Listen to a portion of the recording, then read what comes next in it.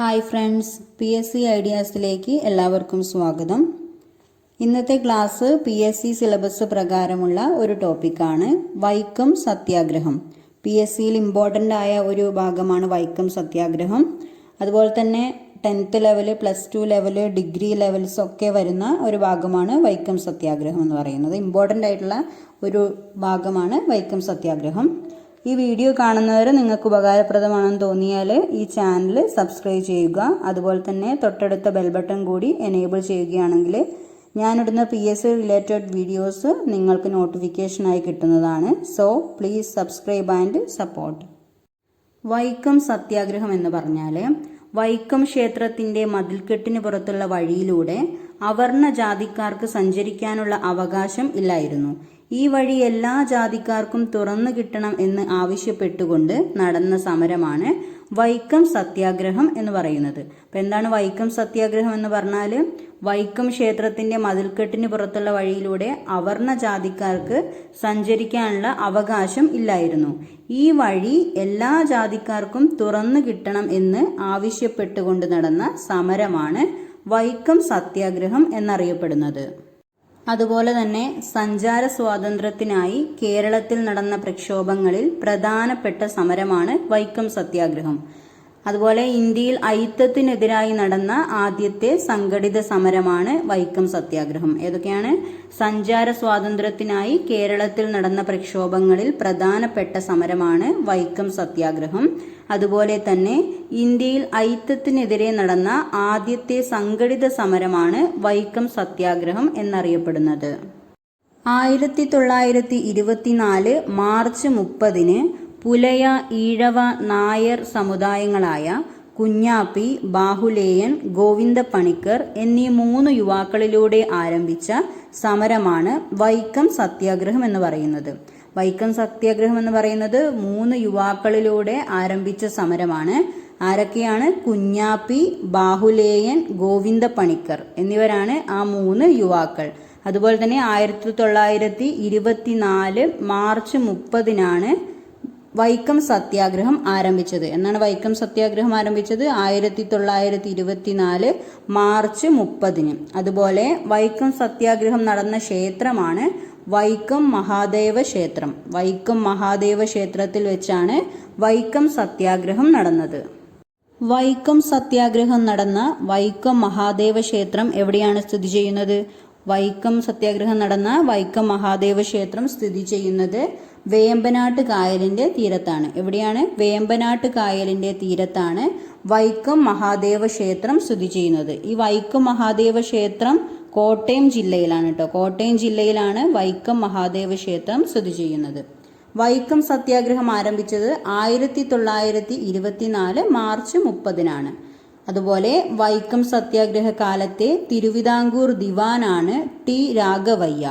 ആരായിരുന്നു? വൈക്കം സത്യാഗ്രഹ കാലത്തെ തിരുവിതാംകൂർ ദിവാൻ ടി രാഘവയ്യ ആണ്. തിരുവിതാംകൂർ ദിവാൻ, വൈക്കം സത്യാഗ്രഹ കാലത്തെ തിരുവിതാംകൂർ ദിവാൻ ടി രാഘവയ്യ ആണ്.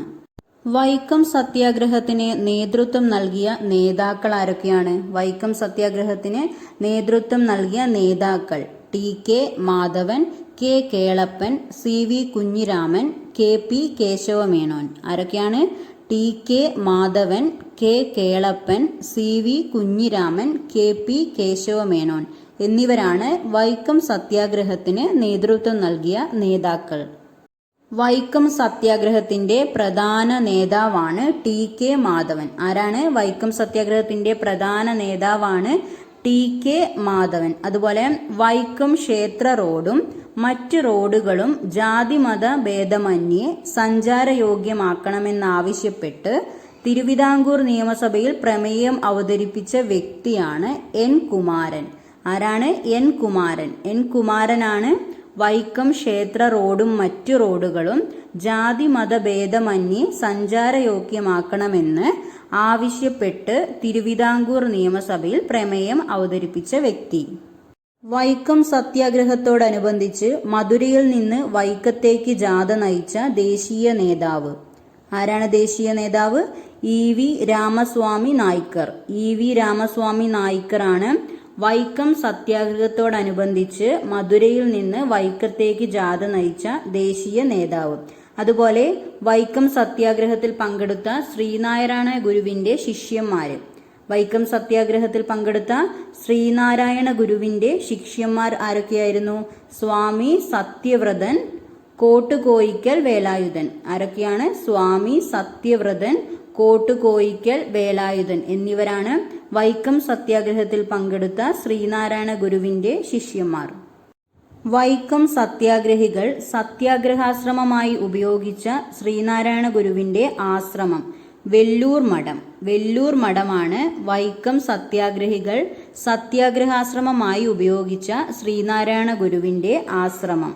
അതുപോലെ തന്നെ വൈക്കം സത്യാഗ്രഹ കാലത്ത് യാഥാസ്ഥിതിക്കാരുമായി ചർച്ച നടത്തിയ മന ഇണ്ടർ തിരുത്തി മന. ഏതു മനയാണ്? വൈക്കം സത്യാഗ്രഹ കാലത്ത് യാഥാസ്ഥിതിക്കാരുമായി ചർച്ച നടത്തിയ മനയാണ് ഇണ്ടർ തുരുത്തി മന.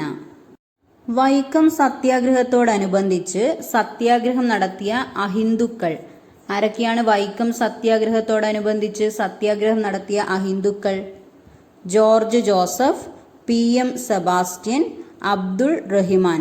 ഇവർ 3 പേരുമാണ് വൈക്കം സത്യാഗ്രഹത്തോടനുബന്ധിച്ച് സത്യാഗ്രഹം നടത്തിയ അഹിന്ദുക്കൾ. ആരൊക്കെയാണ്? ജോർജ് ജോസഫ്, PM സെബാസ്റ്റ്യൻ, അബ്ദുൾ റഹിമാൻ. അടുത്തതായിട്ട് ഗാന്ധിജിയുടെ നിർദ്ദേശപ്രകാരം നിരീക്ഷകൻ എന്ന നിലയിൽ വൈക്കം സത്യാഗ്രഹത്തിൽ പങ്കെടുത്ത വ്യക്തി ആരാണ്? ഗാന്ധിജിയുടെ നിർദ്ദേശപ്രകാരം നിരീക്ഷകൻ എന്ന നിലയിൽ വൈക്കം സത്യാഗ്രഹത്തിൽ പങ്കെടുത്ത വ്യക്തി ആചാര്യ വിനോബ ഭാവെ. ആരാണ്? ആചാര്യ വിനോബ ഭാവെ ആണ് ഗാന്ധിജിയുടെ നിർദ്ദേശപ്രകാരം നിരീക്ഷകൻ എന്ന നിലയിൽ വൈക്കം സത്യാഗ്രഹത്തിൽ പങ്കെടുത്ത വ്യക്തി. വൈക്കം സത്യാഗ്രഹം അവസാനിച്ചത് ഗാന്ധിജിയുടെ മധ്യസ്ഥതയിൽ 1925 നവംബർ 23 വൈക്കം സത്യാഗ്രഹം അവസാനിച്ചു. എപ്പോഴാണ് വൈക്കം സത്യാഗ്രഹം അവസാനിപ്പിച്ചത്? ഗാന്ധിജിയുടെ മധ്യസ്ഥതയിൽ 1925 നവംബർ 23 ആണ് വൈക്കം സത്യാഗ്രഹം അവസാനിപ്പിച്ചത്. ക്ഷേത്രത്തിന്റെ കിഴക്കേനട ഒഴികെയുള്ള നിരത്തുകൾ ജാതി മതഭേദമന്യേ തുറന്നുകൊടുത്തു. അതുപോലെ വൈക്കം സത്യാഗ്രഹം നീണ്ടുനിന്നത് 603 ദിവസം ഈ സത്യാഗ്രഹം നീണ്ടുനിന്നു. എത്ര ദിവസമാണ്? 603 ദിവസം വൈക്കം സത്യാഗ്രഹം നീണ്ടുനിന്നു. വൈക്കം സത്യാഗ്രഹവുമായി ബന്ധപ്പെട്ട് വൈക്കത്തു നിന്നും തിരുവനന്തപുരത്തേക്ക് ഒരു ജാഥ സംഘടിപ്പിച്ചിരുന്നു. ഏതാണ് ആ ജാഥ? സവർണ ജാഥ. വൈക്കം സത്യാഗ്രഹവുമായി ബന്ധപ്പെട്ട് വൈക്കത്തു നിന്നും തിരുവനന്തപുരത്തേക്ക് സംഘടിപ്പിച്ച ജാഥയാണ് സവർണ ജാഥ. സവർണ ജാഥയ്ക്ക് നേതൃത്വം നൽകിയത് മന്നത്ത് പത്മനാഭൻ നായരാണ്. ആരാണ്? സവർണ ജാഥയ്ക്ക് നേതൃത്വം നൽകിയത് മന്നത്ത് പത്മനാഭൻ നായരാണ്.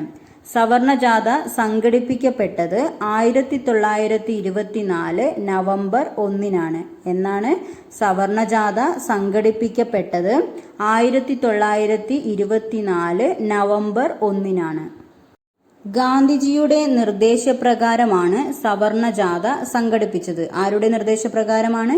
ഗാന്ധിജിയുടെ നിർദ്ദേശപ്രകാരമാണ് സവർണ ജാഥ സംഘടിപ്പിച്ചത്. അതുപോലെ തന്നെ സവർണ ജാഥയുടെ അവസാനം മന്നത്ത് പത്മനാഭന്റെ നേതൃത്വത്തിൽ സേതു ലക്ഷ്മിബായിക്ക് നിവേദനം സമർപ്പിക്കപ്പെട്ടു. ആർക്കാണ് നിവേദനം സമർപ്പിക്കപ്പെട്ടത്? സേതു ലക്ഷ്മിബായിക്ക് നിവേദനം സമർപ്പിക്കപ്പെട്ടു. സവർണ ജാഥയുടെ അവസാനം മന്നത്ത് പത്മനാഭന്റെ നേതൃത്വത്തിൽ സേതു ലക്ഷ്മിബായിക്ക് നിവേദനം സമർപ്പിക്കപ്പെട്ടു. വൈക്കം ക്ഷേത്രത്തിലേക്കുള്ള എല്ലാ വഴികളും ജാതി മതഭേദമന്യേ എല്ലാവർക്കും തുറന്നു കൊടുക്കണമെന്ന് അഭ്യർത്ഥിച്ച് നിവേദനം സമർപ്പിച്ചത് മഹാറാണി സേതു ലക്ഷ്മിബായിക്കാണ്. ആർക്കാണ്? മഹാറാണി സേതു ലക്ഷ്മിബായിക്ക് വൈക്കം ക്ഷേത്രത്തിലേക്കുള്ള എല്ലാ വഴികളും ജാതി മതഭേദമന്യേ എല്ലാവർക്കും തുറന്നു കൊടുക്കണമെന്ന് അഭ്യർത്ഥിച്ച് നിവേദനം സമർപ്പിച്ചത് ആർക്കായിരുന്നു? മഹാറാണി സേതു ലക്ഷ്മിബായിക്ക്. വൈക്കം സത്യാഗ്രഹ നിവേദനത്തിൽ ഒപ്പുവെച്ചവരുടെ എണ്ണം. വൈക്കം സത്യാഗ്രഹ നിവേദനത്തിൽ ഒപ്പുവെച്ചവരുടെ എണ്ണം 23,000 പേരാണ്. എത്ര പേരാണ്? 23,000 പേരാണ് വൈക്കം സത്യാഗ്രഹ നിവേദനത്തിൽ ഒപ്പുവെച്ചത്. നിവേദനം സമർപ്പിക്കാൻ നേതൃത്വം നൽകിയത് ചങ്ങനാശ്ശേരി പരമേശ്വരൻ പിള്ളയാണ്. ആരായിരുന്നു നിവേദനം സമർപ്പിക്കാൻ നേതൃത്വം നൽകിയത്? ചങ്ങനാശ്ശേരി പരമേശ്വരൻ പിള്ള.